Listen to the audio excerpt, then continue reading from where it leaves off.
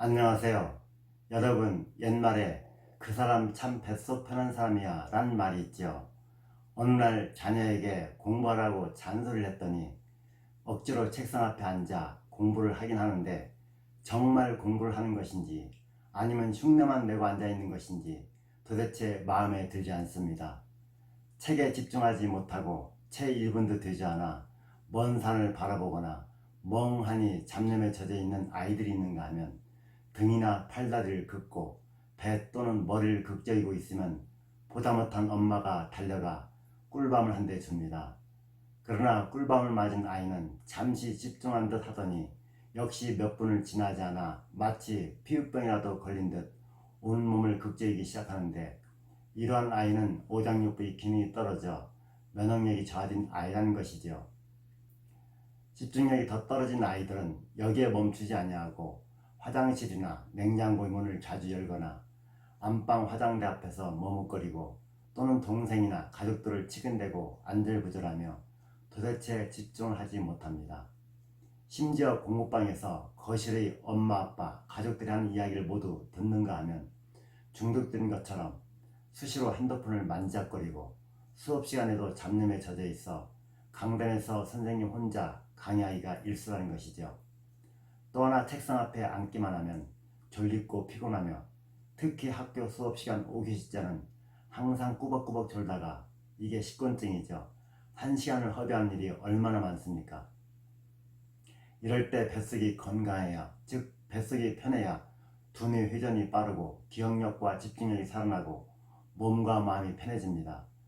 옛말에도 그 사람 참 뱃속 편한 사람이야 라는 말이 있는데, 이때의 속은 이른바 좁은 의미의 뱃속이지만 오장육부의 기능을 말하는 것이죠.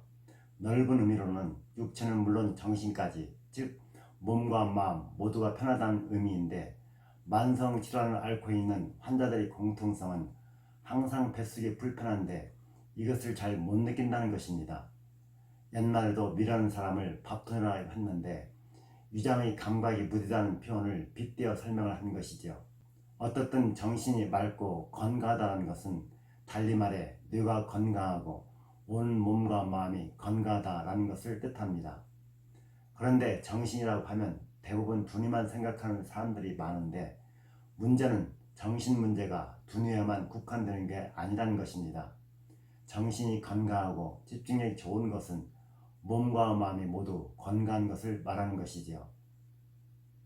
한의학에서는 심신일요라고 하여, 즉 몸과 마음은 하나다라고 하는데, 그래서 육신이 건강하면 정신이 건강하고 정신이 건강하면 육신이 건강하게 되어 몸과 마음의 일체를 강조하는 것이죠.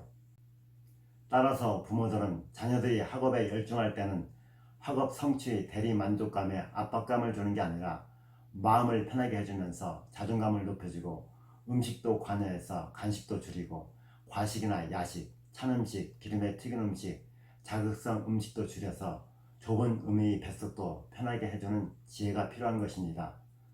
얼마 전 환자 중에 비염과 아토피가 있는 아이를 치료해 주었더니 아이 엄마가 찾아와서 아이한테 말 잘 듣는 약을 지어주었습니까? 라고 질문을 하면서도 더 말 잘 듣도록 해달라는 의미이지요. 네, 말 잘 듣는 약이긴 해도 뱃속부터 편한 약 지어줬습니다 라고 말하자 싱긋이 웃었습니다. 그렇습니다.